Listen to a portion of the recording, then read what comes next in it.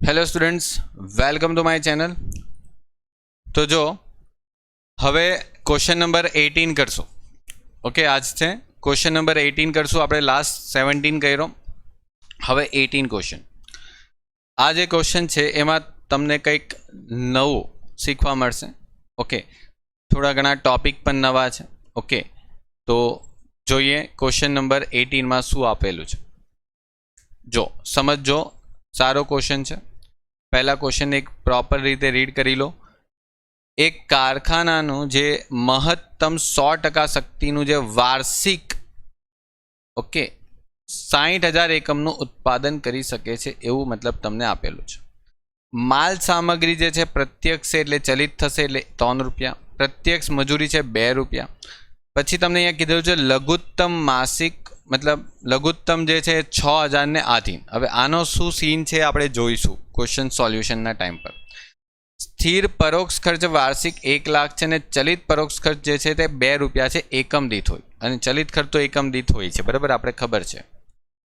અર્ધચલિત ખર્ચની જે વાત કરીએ 50% ઉત્પાદન શક્તિએ વાર્ષિક 40,000 છે 50% શક્તિ, અને ઉત્પાદનની દરેક 20% કે તેનાથી વધારાની કક્ષા પર વધારાના 10,000, આવું કંઈ લખેલું છે, બરાબર.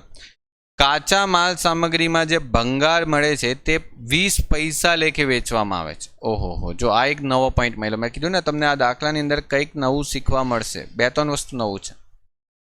કાચા માલ સામગ્રીની અંદર જે ભંગાર પડે છે એટલે જે મતલબ તૂટેલો ફૂટેલો માલ સામગ્રી હોય છે ને એને મતલબ આપણે 20 પૈસામાં વેચી દઈએ છીએ ભંગારમાં. હવે આનું મતલબ શું થશે તે આપણે જોઈશું. ઓકે, કાચા માલ સામગ્રીની વાત થઈ ગઈ. 2005માં પ્રથમ, હવે જો અહીંયા ધ્યાન રાખજો, આટલેથી મતલબ ક્વેશ્ચનનું જે આખી જે સિસ્ટમ છે અત્યાર સુધી આપણે જેટલા પણ ક્વેશ્ચન કર્યા છે તે ચેન્જ થઈ ગયા છે. ઓકે, થોડું ઘણું ચેન્જીસ છે. જો સમજજો એટલે તમને ખબર પડશે. 2005ના પ્રથમ 3 માસમાં 50% ઉત્પાદન ક્ષમતાએ કામ ચાલ્યું. એટલે વર્ષના 12 મહિના હોય ને, 12 મહિનામાંથી તમને પહેલા 3 મહિના છે ને ખાલી 50% જ કામ કર્યું, ખાલી 50%. જ્યારે બાકીના 9 મહિના, એટલે જો વર્ષના 12 માસમાંથી 3 માસનું પહેલા 50% કામ થયું ને બાકીના 9 માસનું કામ થયું છે 90%. ઓકે, પ્રથમ 3 માસ દરમિયાન એકમ દીઠ વેચાણ કિંમત કેટલી છે? 12 રૂપિયા. એટલે પહેલા 3 માસ દરમિયાન, એટલે સ્ટાર્ટિંગના જે 3 માસમાં જે આપણે કામ કર્યું એ બધું 12 રૂપિયામાં ભાવે વેચી દીધેલું, બધું 12 રૂપિયામાં વેચી દીધું. કુલ નફો આપણને જોઈએ છે 1,04,200. તો 9 માસ દરમિયાન જે વસ્તુ થાય છે તેની વેચાણ કિંમત કેટલી હોવી જોઈએ તે દર્શાવવા માટેની જરૂરી પત્રક તૈયાર કરો. બરાબર, અત્યાર સુધીના જેટલા પણ ક્વેશ્ચન કર્યા તેમાંથી આ જે ક્વેશ્ચન છે એ થોડો ઘણો ચેન્જીસ છે, એટલે મતલબ થોડો અલગ લાઈન પર જાય છે. બરાબર, ચલો તો હવે એને સમજીએ કઈ રીતે કરવાનો છે તે. સૌથી પહેલાં તો તમને દાખલાની અંદર પહેલા 3 માસ અને પછીના 9 માસ એમ 2 ભાગમાં વહેંચવામાં આવેલું છે દાખલો. એટલે અહીંયા લખીએ પ્રથમ 3 માસ ઉત્પાદન અને બીજા 9 માસ ઉત્પાદન. એટલે સ્ટાર્ટિંગના 3 માસનું ઉત્પાદન શું છે ને પછીના 9 માસનું ઉત્પાદન શું છે એની આપણે ગણતરી કરીએ. જો સમજો, આપણું આખા વર્ષનું ઉત્પાદન કેટલું છે? આખા વર્ષનું 60,000. એટલે આખા વર્ષ જો બેસીને કામ કરીએ 100% તો પછી 60,000 એકમ બનાવ્યું આખા વર્ષનું. અહીંયા થોડું ધ્યાનથી સમજશો તો આખા વર્ષનું 60,000નું એકમનું ઉત્પાદન છે, બરાબર. પરંતુ આપણે પહેલા 3 માસ છે ને ખાલી 50% કામ કરીએ છીએ અને બીજા 9 માસ છે ને ખાલી 80% કામ કરીએ છીએ એવું દાખલાની અંદર કહે છે.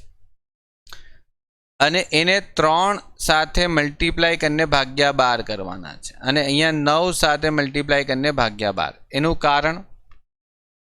એનું કારણ એ છે કે આ જે 60,000 છે ને એ વાર્ષિક છે. 60,000 જે છે એ વાર્ષિક છે, આખા વર્ષના એકમ 60,000 છે, બરાબર. એટલે તમને 3 મહિનાના કેટલા એકમ તમે બનાવશો તેની તમને જાણકારી પ્રાપ્ત થઈ જશે કે તમને અહીંયા 7500 એકમ પહેલા 3 મહિનામાં બનાવશો અને બાકીના 9 મહિનાની અંદર જે તમે કામ કરશો એ કેટલા એકમનું કામ કરશો એ ચેક કરી લો. જો 60,000 ના 80% ગુણ્યા 9 ભાગ્યા 12 કેટલા 36,000. બાકીના મહિનામાં તમે 36,000 એકમ બનાવશો. આ પહેલું કામ થવું જોઈએ, બરાબર. પહેલા 3 મહિનાનું અને પછીના 9 મહિનાનું જે કામ છે તે આ રીતના થશે. ક્લિયર? આગળ વધીએ. હવે જો આ પ્રમાણે આપણે છે ને નીચે પત્રક બનાવી દઈએ. અહીંયા લખી દઈએ પ્રથમ 3 માસ, પ્રથમ 3 માસ, અને અહીંયા આવશે બીજા 9 માસ. અહીંયા આપણે 7500 એકમનું કામ કરીએ છીએ અને અહીંયા આપણે 36,000 એકમનું કામ થશે. એકમ પણ લખી રાખીએ કારણ કે આપણે ગુણાકાર ભાગાકારમાં કામ લાગશે, બરાબર. ચાલો, હવે તમારે અહીંયા પરિવર્તનશીલ અંદાજપત્ર બનાવવાનું છે તો આપણે બનાવી દઈએ પરિવર્તનશીલ અંદાજપત્ર. ઉપર હેડિંગ મારી દઈએ પરિવર્તનશીલ અંદાજપત્ર. ઓકે, ચાલો તો ઉપર લખી દઈએ એટલે આપણે કામ અહીંયા પટે. પરિવર્તનશીલ અંદાજપત્ર. ઓકે, એક હેડિંગ ઉપર લગાવી દઈએ. કમ્પ્લીટ. હવે જો આગળની માહિતી કરીએ. હવે આગળની માહિતી દાખલામાં વાંચવાનું સ્ટાર્ટ કરો. પહેલું શું આપેલું છે? પહેલી લાઈનમાં, સૌથી પહેલી લાઈનમાં કે પ્રત્યક્ષ માલ સામગ્રી તમને કેટલી આપેલી છે? 3 રૂપિયા. એટલે એક વસ્તુ બનાવીએ એટલે 3 રૂપિયાનો માલ સામગ્રી ખર્ચ થઈ જશે, બરાબર. સિમ્પલ. આ વસ્તુને સમજતા તો હવે આવડે. પરંતુ તમને એમાં નીચે જો મેં તમને એરો કરીને કંઈ લખેલું છે કે ભંગાર વેચવાથી તમને 20 પૈસા મળે છે. ભંગાર વેચવાથી તમને 20 પૈસા લેખે મળશે. તો ભંગાર છે ને એ માલ સામગ્રીની રકમમાંથી શું થાય? બાદ થાય. જો તમને સમજાવું, તમારે અહીંયા શું કરવાનું છે?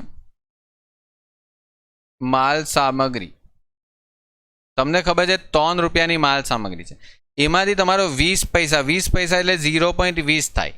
આ ભંગાર છે ને બાદ કરી દેવાનું, કારણ કે તમને 3 રૂપિયા ખર્ચો કરવાથી ભંગારના 20 પૈસા મળે પણ છે. એટલે તમારી પાસે માલ સામગ્રી પાછળ જે ખર્ચો થશે ને એ 2.8 જ થશે, ખાલી 2.8. એટલે અહીંયા 2.8 સાથે બંનેનો ગુણાકાર કરશું ને તો 2.8 ગુણ્યા 7500 એટલે તમને અહીંયા 21,000નો માલ સામગ્રીનો ઉપયોગ થશે. સમજાયું આ વસ્તુ?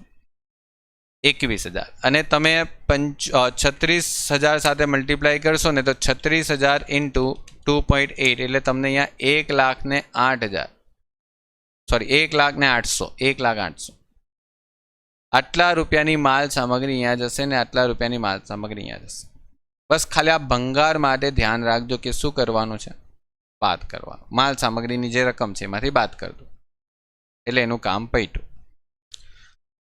ક્લિયર? આગળ વધીએ. Second point.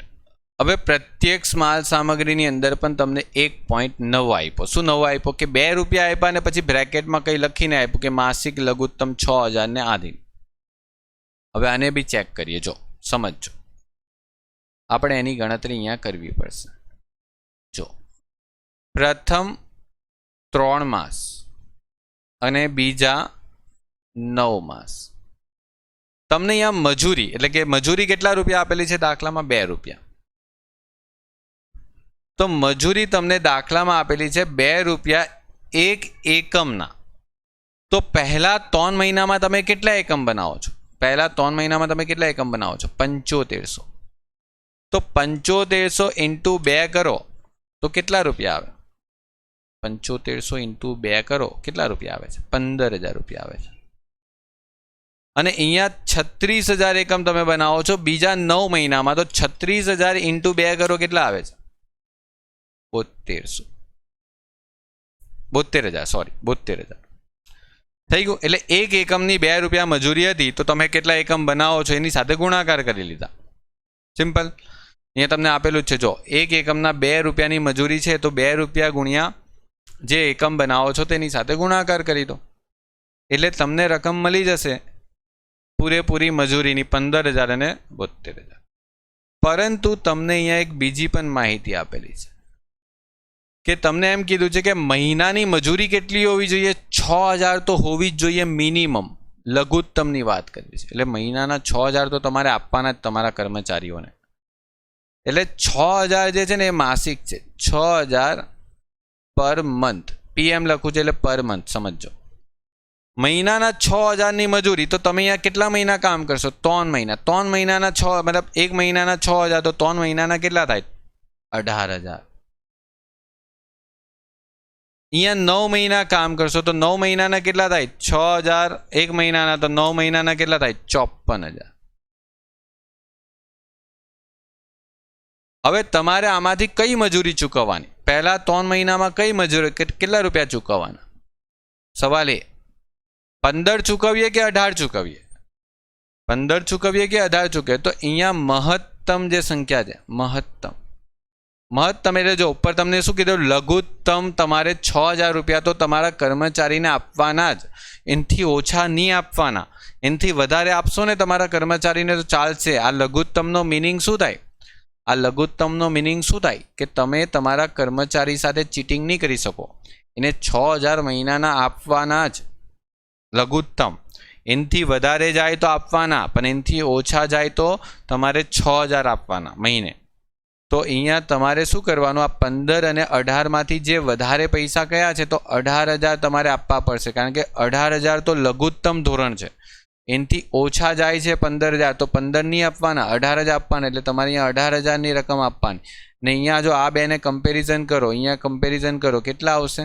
72000 સારા કે 54000 સારા?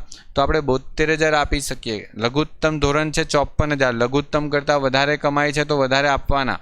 એટલે કેટલા આપશું? 72000 રૂપિયા. આ વસ્તુનું ધ્યાન રાખજો. એમ નહીં વિચારતા ક્યાં લઘુત્તમ છે તો અહીંયા લઘુત્તમ લેજો. અહીંયા મહત્તમ એટલા માટે લીધેલું છે કે લઘુત્તમ તો ખાલી ધોરણ છે, એટલે લઘુત્તમ આના માટે આપેલું છે. આ લઘુત્તમ છે, આ લઘુત્તમ ધોરણ છે. લઘુત્તમ ધોરણનો મતલબ શું થઈ ગયો? કે તમે તમારા કર્મચારીને આટલા રૂપિયા તો આપશો જ, 18000 કે 54000. જો એનાથી વધારે જાય તો આપવાના, પણ એનાથી ઓછા જાય તો નહીં આપવાના. હવે પહેલા 3 મહિનામાં જો 18000થી ઓછા ગયા 15000 તો તમારે 18 આપવાના. બીજા 9 મહિનામાં 54000 ગયા, 54થી વધારે પણ જાય છે તમારા મજૂરીની રકમ 72 તો 72 આપશો. એટલે 18000 અને 72000 જે છે એ તમારી મજૂરીની રકમ થઈ ગઈ. આ એક કોમ્પ્લિકેટેડ વસ્તુ છે, બરાબર? આ વસ્તુને તમારે ધ્યાન રાખીને સમજવાની છે. 18000 અને અહીંયા 72000. હવે 72000 ભાગ્યા તમે 36000 કરશો ને તો તમને અહીંયા 2 રૂપિયા મળશે. પરંતુ તમે 18000 ભાગ્યા તમે 7500 કરશો તો તમને અહીંયા 2.4 મળશે, બરાબર? અહીંયા લખી દઈશું મજૂરી. તો આ મજૂરીની ગણતરી તમારે નોંધમાં જોઈને આવજો.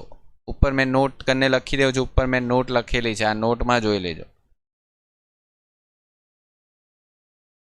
બરાબર? તો આ રીતની ગણતરી આમાં એક આ એક ગણતરી ખાલી આ એક જ નવી હતી, બસ થયું. તો જો પહેલી વસ્તુ આમાં શું શીખવા મળ્યું? ભંગારવાળું. બીજી વસ્તુ આમાં તમને મજૂરીનો એક નવો પોઈન્ટ આવ્યો, બરાબર? આ વસ્તુ ખાલી ધ્યાન રાખજો.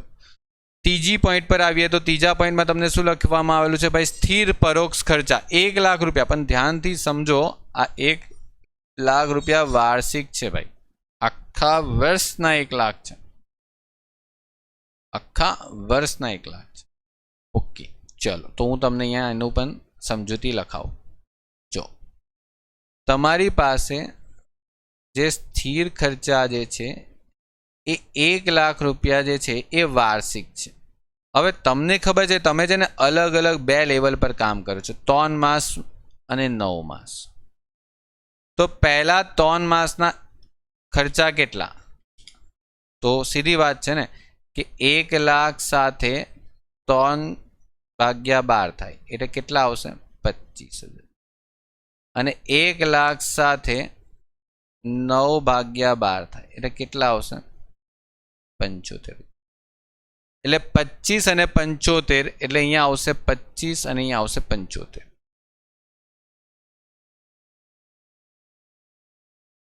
બરાબર? આ થઈ ગયા તમારા સ્થિર ખર્ચા. બરાબર. હા, તમે એને ભાગાકાર કરીને પછી રકમ એકમ દીઠ શોધવી હોય તો શોધી શકો છો. અહીંયા 3.33 આવશે ને પેલી બાજુ તમારી પાસે જે રકમ આવશે તે આવશે 2.08. બરાબર. પ્રથમ 3 મહિના અને બીજા 9 મહિનાની રકમ તમારી છૂટી થઈ ગઈ. કમ્પ્લીટ. ચલો આગળ વધીએ. હા, હવે અહીંયા ચલિત ખર્ચની વાત કરેલી છે. ચલિત પરોક્ષ ખર્ચ 2 રૂપિયા થાય છે. ખાલી 1 એકમના 2 રૂપિયા ખર્ચો થાય છે. ચલિત પરોક્ષ ખર્ચ. ચલો તો એ પણ લખી દઈએ આપણે. ચલિત પરોક્ષ ખર્ચા 2 રૂપિયા 2 રૂપિયા એટલે અહીંયા તમે ગુણાકાર કરશો તો 15,000 આવશે. અહીંયા ગુણાકાર કરશો તો 72,000 આવશે. પતી ગયું વાત. સિમ્પલ. 36,000 ગુણ્યા 2 એટલે 72 થઈ ગયા અને પેલા બાજુ 7500 ગુણ્યા 2 એટલે 15,000 થઈ. બરાબર. આ એક વસ્તુ થયું. હવે એક લાસ્ટ ટોપિક બાકી રહી છે. નેક્સ્ટ જો શું લખેલું છે. અર્ધચલિત ખર્ચ.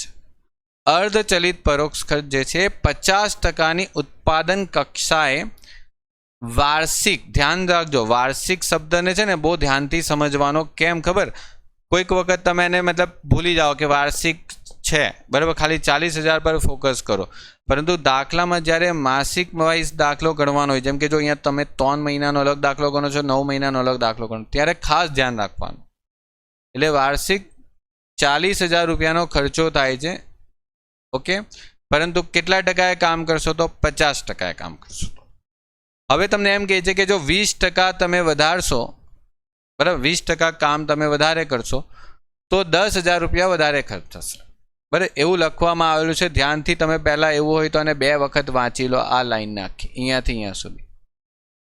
બરાબર, 2 વખત વાંચી લો એટલે તમને સમજ પડે. તો હું તમને આગળ સમજાવું પછી.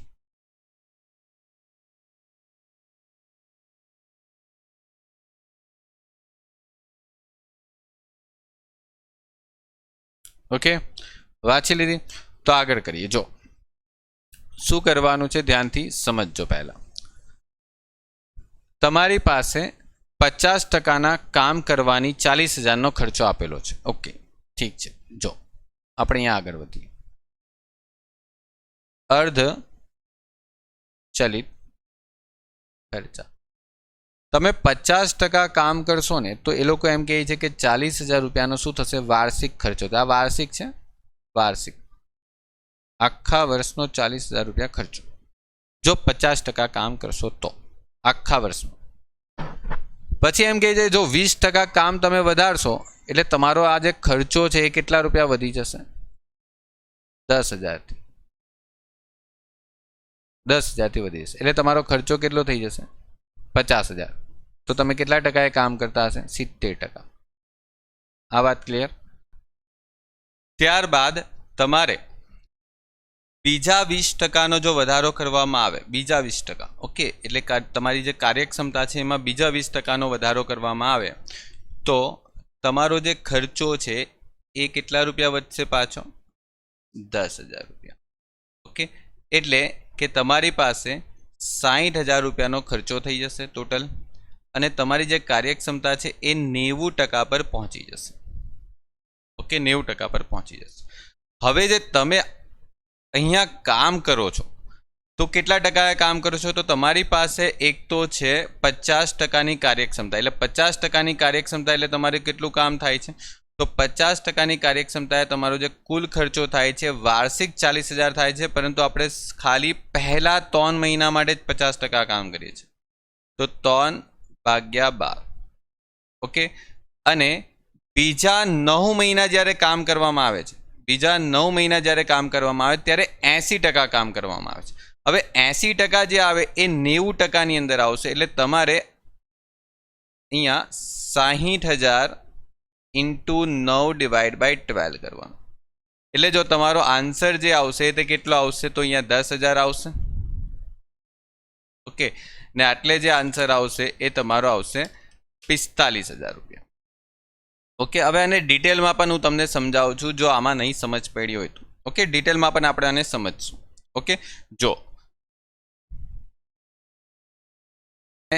એક 0% લઈને 50% સુધી કામ કરશો ને તો તમારો બધો જે ખર્ચો છે એ કેટલો થવાનો છે? 40,000. પછી કહેવાનો મતલબ એમ છે કે તમે પાછું 20% કામ વધારશો. કેટલા ટકા? 20% કામ. એટલે તમે 51%થી તમે 20% વધારશો એટલે 70% થશે.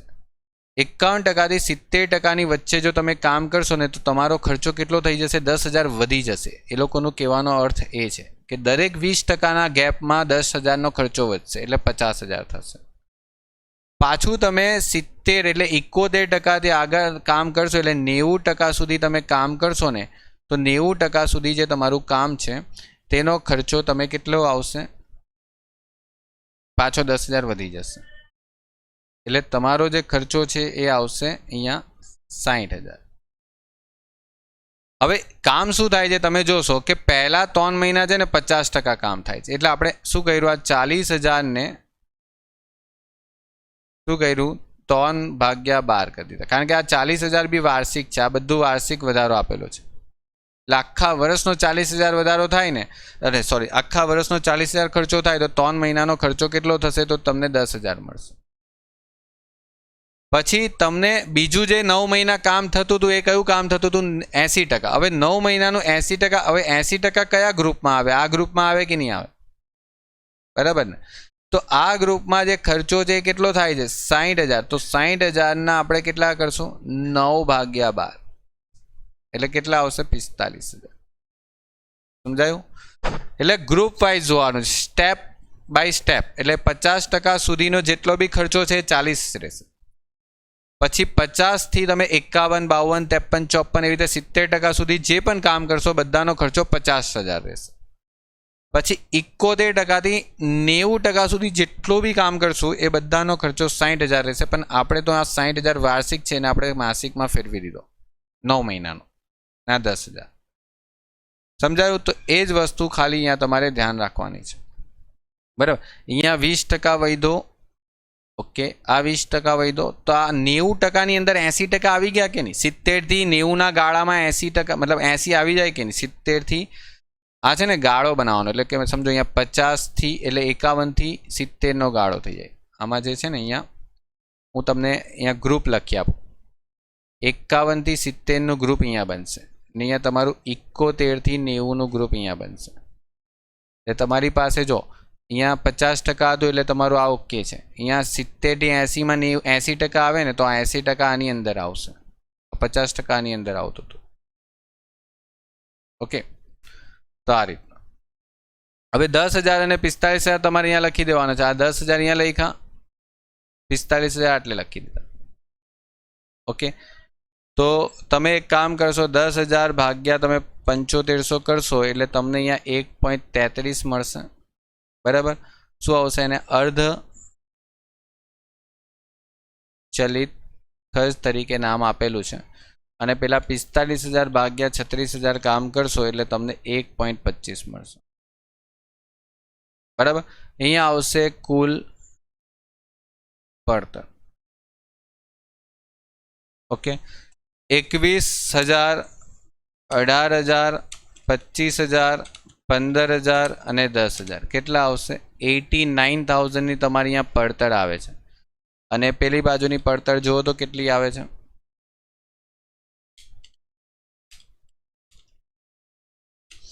કેટલા રૂપિયાની પડતર આવે છે? 3,64,800. એક વખત ચેક કરજો ટોટલ, કોઈ બી મિસ્ટેક હોય મારી પણ તો ખબર પડે.